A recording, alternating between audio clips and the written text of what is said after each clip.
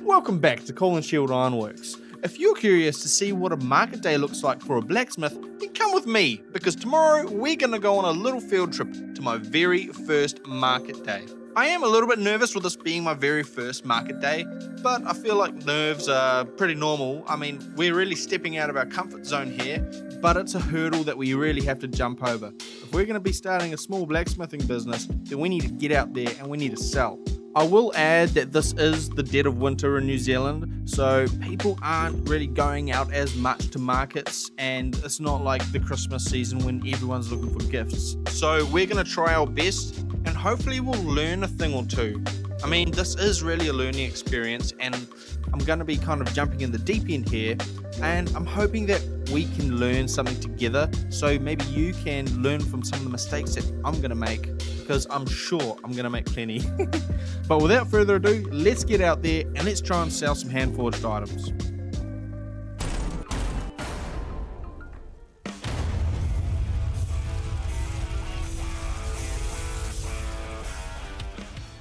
Damn, it was a cold morning this morning. It was about 2 degrees Celsius, which is just a few degrees above freezing, and it probably took me about 45 minutes to set up. Now, I will be doing a little bit of voiceover on this video because I obviously forgot to turn on my mic most of the time because I was just running around like a headless chicken. But let's get onto site and let's see what our setup looks like. So here we're about 2 hours in. I've already made a couple of sales, but welcome to my humble little stall.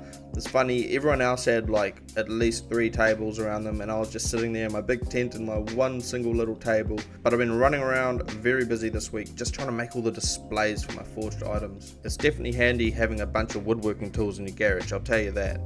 I promise next time I won't forget to turn on my mic, but something I want to say is nothing prepares you for your first customer coming along. I know I wasn't prepared for it, and it kind of gives you a bit of a fright, but after a few customers you'll get used to it pretty quick. It's currently 11:30 a.m, so I've been at it for a few hours and I have made 3 sales so far. One of them being a split cross, another one being a split cross and bottle opener, and another single hook with my forged bolts, and that's an extra $3. So far I've made $118, which is pretty good for my first day. I'm actually pretty stoked. So we'll see if we get any more. It's definitely pretty awkward filming myself here because there's so many people around and everyone's wondering what the hell this guy's doing. But yeah, I think we're going pretty good so far. I will hit you with another update soon. I just sold a $70 steak flipper, my stag head one that I made in my other YouTube video. And I can't remember my last take, I sold 2 of these, but I've sold 2 of those. I've sold 2 hooks as well. It's going pretty good so far. So it's pack up time. We made 7 sales, which I'm very, very happy with for my first go at the markets. Now I've got to try and get over this highway without getting crushed. But yeah, I'm just going to go get my van. I'm going to bring it in, pack our stuff up, and I'll see you back at home. Here's the lovely drive out of the cemetery because the market was based out of the local church. Whew! That was a doozy of a day for sure. So I started at 7 a.m.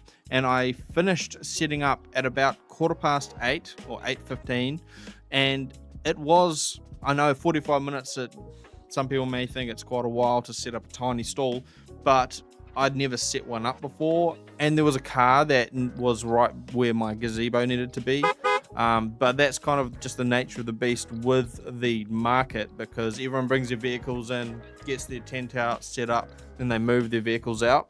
So I don't know if you'll have the same issue as I did when setting up, but something that you really need to prepare for is that morning rush of everyone getting in.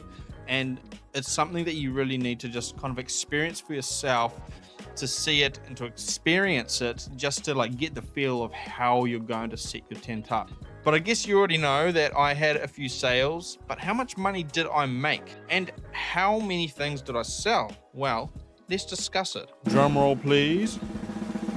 Boom! I made $200. Well, $198, but it was pretty close to $200. And when I was preparing for the market, I was hoping to get $200. Yes, I was $2 shy, so I didn't really reach my target, but I was pretty close.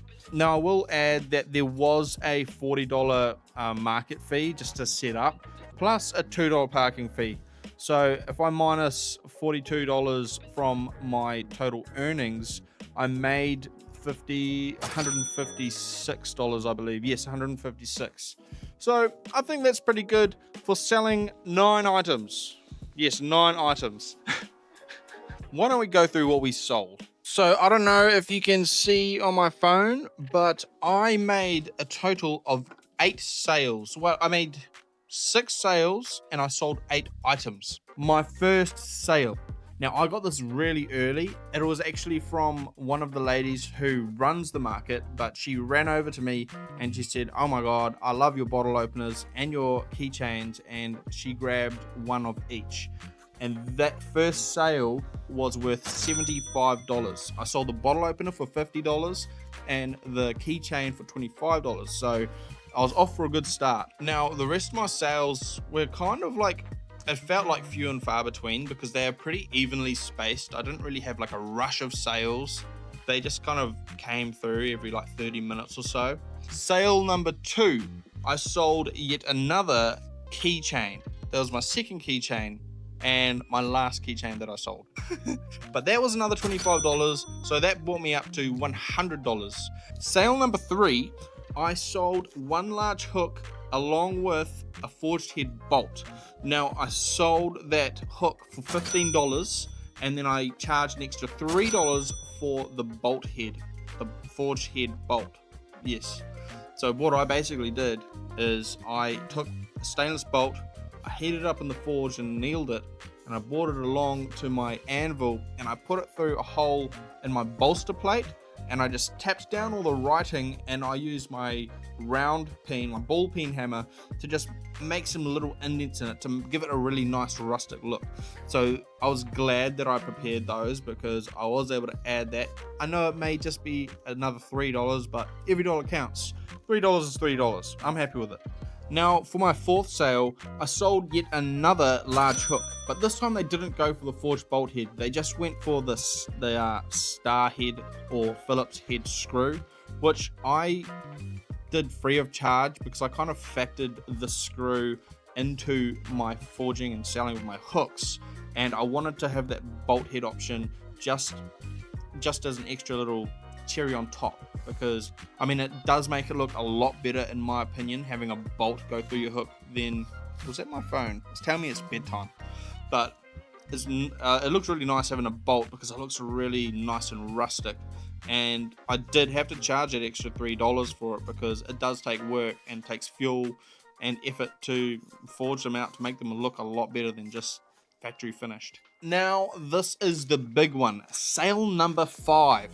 I was not expecting to sell any steak flippers because they were my most expensive item on the table, and I just put them there to look nice really. I didn't think that I would get any interest in them, just people looking at it like, oh well, yeah, okay. But I actually did get a lot of interest. People were picking it up and look, oh yeah, that's cool, that's neat.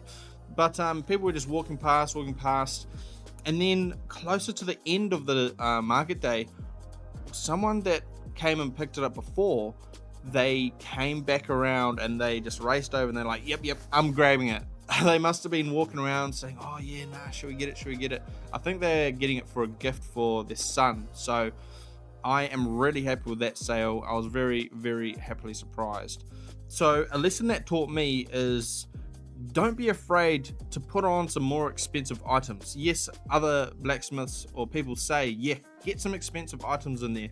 They may not sell every single time, but knowing that there is a chance that they can sell, and the fact that it did sell on my very first market day, that gave me quite a bit of confidence in my work. So yeah, the big win. And now for my final sale, I sold 2 small hooks. Now they were the only small hooks that I had on the table, and I just had them lying there. They didn't even have a price tag, and I had a lady looking at my hooks, and it was coming close to the end of the day, and I saw these 2 little hooks and they didn't match. They were a little bit different, so I just said I'm selling those for $5 a piece. I mean, maybe I did hit my target. Maybe I just need to get better at math. I want to get rid of them because I want to smash out a bunch more, but exactly the same using my hook bending jig. So I just kind of want to get rid of them, kind of clean up the space and clean up my inventory to bring in some more and higher quality stuff. And so that was just an extra $10 in my pocket. And the total, like I said, came out to $198, which I am very, very pleased with. Now, with those profits that I made, I'm going to invest that back into my business, and I'm going to purchase some business cards because I probably had about 10 people coming around asking for my business card and I didn't have anything to give them. But I should also add that I also sorted out a commission. I had a lady come around saying that she had an old marble tabletop and it had some old iron legs on it that it was left outside and it's gone all rusty. So I'm going to go around there and I'm going to check it out and I'll quote it up and we'll see how that goes. Yet another commission. Oh, did I say yet another commission? I've got 2 commissions. I haven't told you about the other one, but I'm going to be making a video on that next.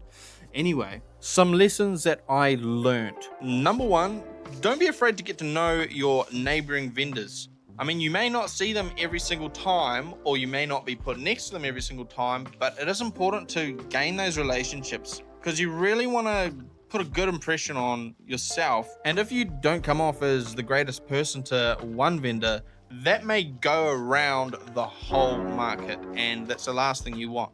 So get out there, say hi, be friendly, because you never know when you might have to race off to go to the toilet or get those cinnamon rolls across the lane because they're going out like hotcakes. But yes, I think that is one of the most important rules when you're going to a market. Tip number 2, I think it's important to get there nice and early, even earlier than you think that you need to be there, because Murphy's Law, issues will arise no matter what. There may be someone in the way, there may be someone in your space, they may have gotten the wrong one, who knows? There's so many little things that could go wrong, so just make sure you're nice and early.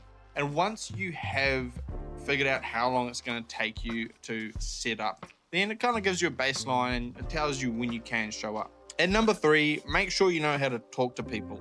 It is hard. Well, it was for me right at the beginning because I've never really been a salesman before. I do have experience in customer service. I talk to different clients and that every day when I'm doing my 9 to 5. But when you're actually sitting behind a booth and you've got stuff that you're trying to sell to someone, you gotta be confident. But at the same time, you gotta sound humble. And if you look like you're putting something on or you don't look quite trustworthy, people are not going to buy from you. People only buy from vendors who they like. And you've really got to take that time when each customer comes around to be friendly, be nice, and don't kind of get in their face. Don't be like, oh yeah, buy this, buy that, yeah. You may want to, but that's not going to get you any sales. I think a good baseline for you as a blacksmith is what I did. It kind of just came out naturally. I figured it out after a few customers came along. But what I would do is I said, oh, hi, welcome. This is my little store. Welcome to my little store. Everything here is hand forged. So explain to them that it's hand forged. It's not made in a factory. And I just explained the finishes, the different finishes. I said, hey, these bottle openers over here and the steak flippers, they're finished with a beeswax finish, so they're food safe. And that lets the customers know that you at least care for their well-being. And then I would explain that on my little keychains, I put a clear coat rust guard on them because I wanted to show the nice little shiny parts that I sanded off to kind of give it a bit more depth and it looks prettier. And I explained with my hooks that I sold, I said I finished these with boiled linseed oil, and I explained that has been used for hundreds of years, so it's a nice traditional finish. And those 3 different finishes, it gave me something to talk about, and it kind of drew them in. We had something to talk about and just had a chat, and yeah, it kind of once you get through that initial talking point, it kind of loosens you up, makes you feel more comfortable talking to them. And after that, it might even spark into a little conversation and maybe even a sale. And it did for me. So yeah, I think that's a good little tip. Talk about your stuff. And I'll give you one last tip. Make sure that you peg down your gazebo, because I've heard from way too many sources that those things go flying like nothing as soon as you get even a little gust of wind. Also, I actually forgot to do this, but you should be connecting weights. I'll just get one now. You should be connecting weights to the legs of your gazebo.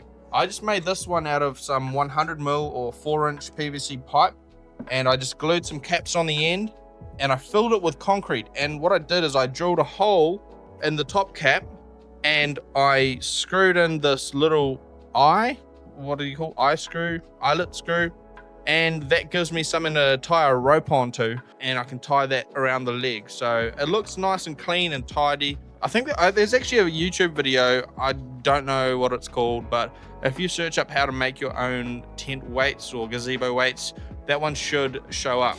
But anyway, I hope this video has been at least a little bit entertaining. I know it wasn't a big long one like a lot of my other videos, but I just wanted to keep it nice and short, a little bit real. Now, I had an idea, and I want you to leave a comment below.